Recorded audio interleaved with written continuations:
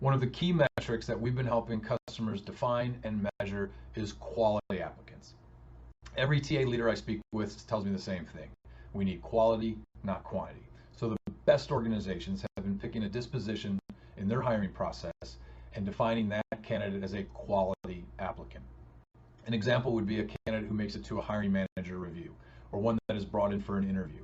It's going to look different in every organization, but the point is to put a stake in the ground and to measure against that.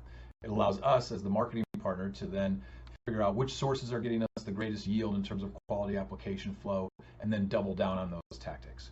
We'd love to talk to you about defining quality applications in your organization.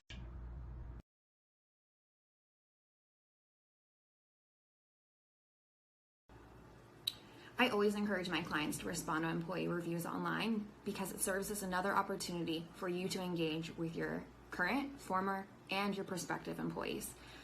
Your employees may leave you good feedback, bad feedback, and well, ugly feedback, but the point here is that you're able to take a stance when you respond. You know, it's really great to respond to these positive employee reviews because you're able to thank your employee for taking the time to leave your review. You're able to highlight their accomplishments and really showcase the value that your employees bring to your company. Responding to these negative reviews gives you a chance to tell your side of the story. You know, try not to be too defensive here, but you're able to maybe give a little bit more light on the subject, or to be able to share ways in which your company is working to improve the situation and improve the workplace environment for all.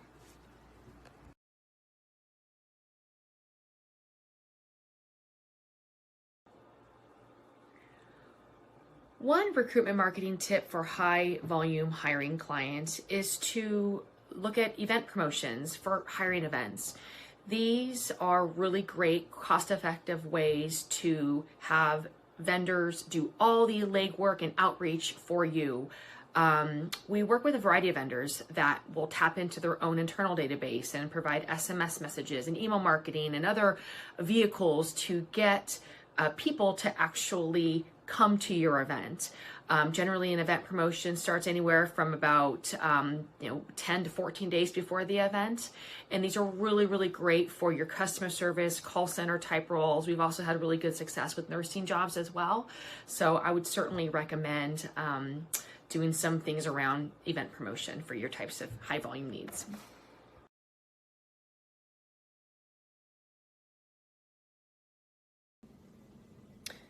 It's really hard to get candidates to do what you want them to do.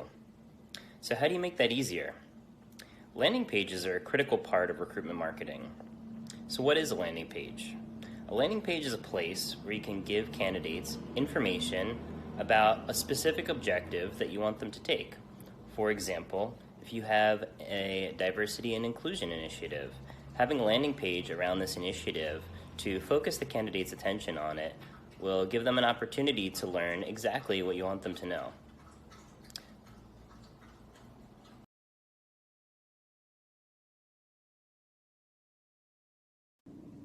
Okay, one social advertising tip. I would say one big tip when it comes to social advertising is understanding the goal of the advertising campaign. For instance, if the goal is to support employer brand awareness, as an awareness initiative, your goal might be based on impressions and reach and maybe not about clicks and click-throughs.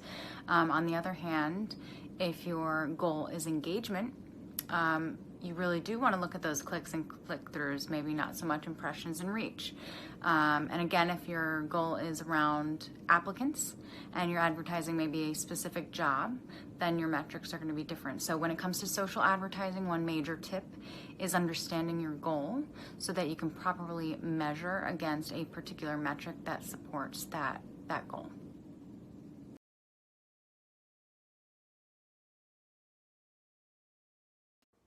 There's so much that goes into creating an effective diversity and inclusion program, and it really shouldn't be seen as meeting a quota or checking a box. It's a culture. To be effective, the most important thing is to get all of your employees, not just the leadership, involved and excited in supporting programs that promote diversity and inclusion.